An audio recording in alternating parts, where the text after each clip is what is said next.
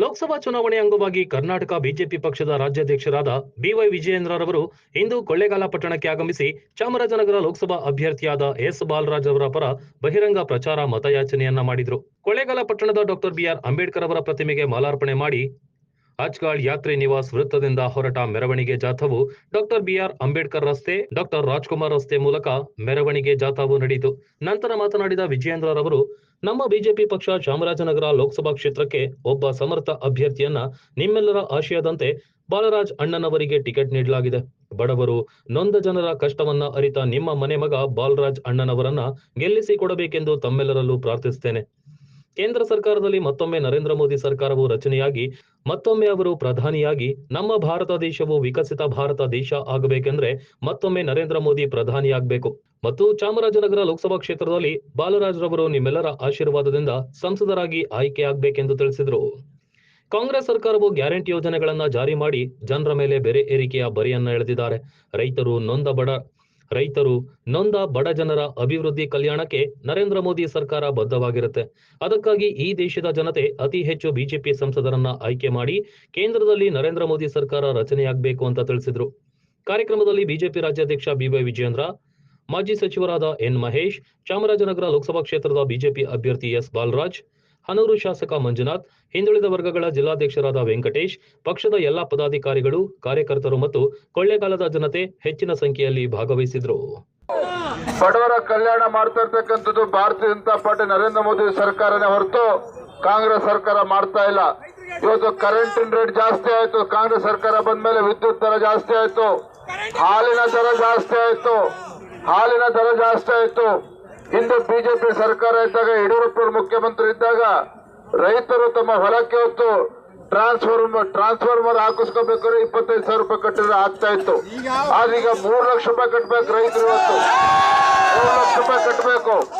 ಒಂದ್ ಕಡೆ ಉಚಿತ ಬಸ್ ಅಂತ ಗೃಹಿಣಿಗೆ ಉಚಿತ ಬಸ್ಸು ಮಹಿಳೆಯರಿಗೆ ಅಂತ ಹೇಳ್ತಾರೆ, ಮತ್ತೊಂದ್ ಕಡೆ ಗಂಡಸರಿಗೆ ಬಸ್ ಟಿಕೆಟ್ ತಗೋಬೇಕು ಅಂತ ಹೇಳಿದ್ರೆ 30% 40% ಜಾಸ್ತಿ ಆಗಿದೆ. ಈ ರೀತಿ ಒಂದು ಕೈಲಿ ಕೊಡ್ತಕ್ಕಂಥದ್ದು ಮತ್ತೊಂದು ಕೈಲಿ ಕಿತ್ಕೊಳ್ತಕ್ಕಂಥ ಕೆಲಸ ಮಾಡ್ತಾ ಇದ್ದಾರೆ.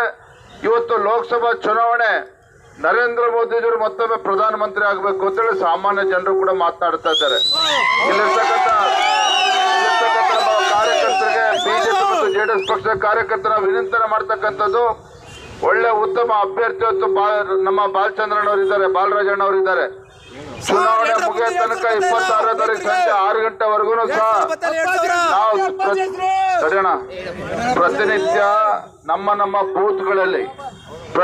ನಮ್ಮ ಬೂತ್ಗಳಿಗೆ ಹೋಗಿ ಏನು ನರೇಂದ್ರ ಮೋದಿಜಿಯವರ ಸರ್ಕಾರದಿಂದ, ಬಿಜೆಪಿ ಸರ್ಕಾರ, ಹಿಂದೆ ಯಡಿಯೂರಪ್ಪನವರು ಬೊಮ್ಮಾಯಿ ಸರ್ಕಾರದಿಂದ ಫಲಾನುಭವಿಗಳೇನಿದ್ದಾರೆ, ಯೋಜನೆಗಳ ಲಾಭವನ್ನು ಪಡೆದುಕೊಂಡಿದ್ದಾರೆ, ಅವರ ಮನೆಗಳಿಗೆ ತೆರಳಿ ದಿನನಿತ್ಯ 2 ತಾಸು ಕೂತ್ಕೊಂಡು ನಮ್ಮ ಬೂತ್ಗಳಲ್ಲಿ ಇವತ್ತು ಕೆಲಸವನ್ನು ಮಾಡಬೇಕಾಗಿದೆ. ಇವತ್ತು ಫಲಾನುಭವಿಗಳನ್ನ ಮನಸ್ಸನ್ನ ಗೆದ್ದು ಈ ದೇಶದ ಭವಿಷ್ಯದ ದೃಷ್ಟಿಯಿಂದ ಮತ್ತೊಮ್ಮೆ ಮೋದಿ ಪ್ರಧಾನಮಂತ್ರಿ ಆಗ್ಬೇಕು ಅನ್ನೋದನ್ನ ಮನದಟ್ಟು ಮಾಡಿಕೊಟ್ಟಾಗ ಮಾತ್ರ ಬಾಲರಾಜಣ್ಣ ಅವರು 1 ಲಕ್ಷಕ್ಕೂ ಹೆಚ್ಚು ಅಂತರದಿಂದ ಗೆಲ್ಲೋದಕ್ಕೆ ಸಾಧ್ಯ ಆಗ್ತದೆ. ಕಾಂಗ್ರೆಸ್ ಪಕ್ಷದವರು ಹಣಬಲದಿಂದ, ತೋಳ್ಬಲದಿಂದ, ಹೆಂಡದ ಬಲದಿಂದ ಚುನಾವಣೆ ಗೆಲ್ಲಬೇಕು ಅನ್ನೋ ಭ್ರಮೆಯಲ್ಲಿದ್ದಾರೆ.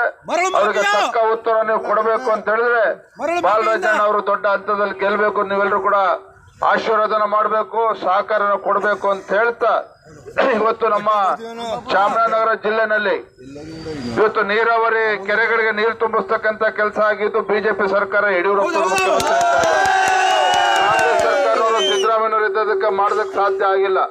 ಇವತ್ತು ಮಹದೇಶ್ವರ ಬೆಟ್ಟ ಯಾವ ರೀತಿ ಅಭಿವೃದ್ಧಿ ಆಗ್ತದೆ, 100 ಕೋಟಿ ಅನುದಾನ ಕೊಟ್ಟು ಮಲೆ ಮಹದೇಶ್ವರ ಬೆಟ್ಟ ಅಭಿವೃದ್ಧಿ ಆಗ್ತದೆ ಅಂತ ಹೇಳಿದ್ರೆ ಅದಕ್ಕೆ ಕಾರಣ ಯಡಿಯೂರಪ್ಪನವರು, ಬಿಜೆಪಿ ಸರ್ಕಾರ ಕೊಟ್ಟಿರ್ತಕ್ಕಂಥ ಕೊಡುಗೆ.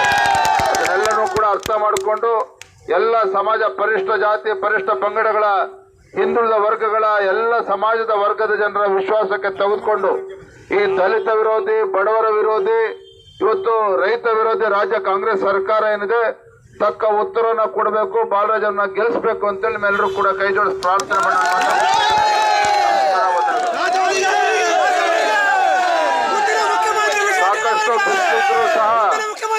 ಸಾಕಷ್ಟು ಬಿಸಿಲಿದ್ರು ಸಹ ಪಾಪ ತಾವು 3-4 ಗಂಟೆಗಳಿಂದ ನಾವು ಮೆರವಣಿಗೆಯಲ್ಲಿ ಬಂದಿದ್ರೆ ನಿಮ್ಮ ಪ್ರೀತಿ ವಿಶ್ವಾಸಕ್ಕೆ ಋಣಿಯಾಗಿದ್ದೇನೆ ಅನ್ನೋ ಮಾತನ್ನು ಹೇಳ್ತಾ, ಇವತ್ತು ಬಿಜೆಪಿ ಜೆಡಿಎಸ್ ಇವತ್ತು ದೇವೇಗೌಡರ ಆಶೀರ್ವಾದ ಇದೆ, ಕುಮಾರಸ್ವಾಮಿ ಅವರ ಆಶೀರ್ವಾದ ಇದೆ, ನಮ್ಮ ಮಂಜಣ್ಣ ಶಾಸಕರು ಕೂಡ ಬಂದಿದ್ದಾರೆ ಇವತ್ತು.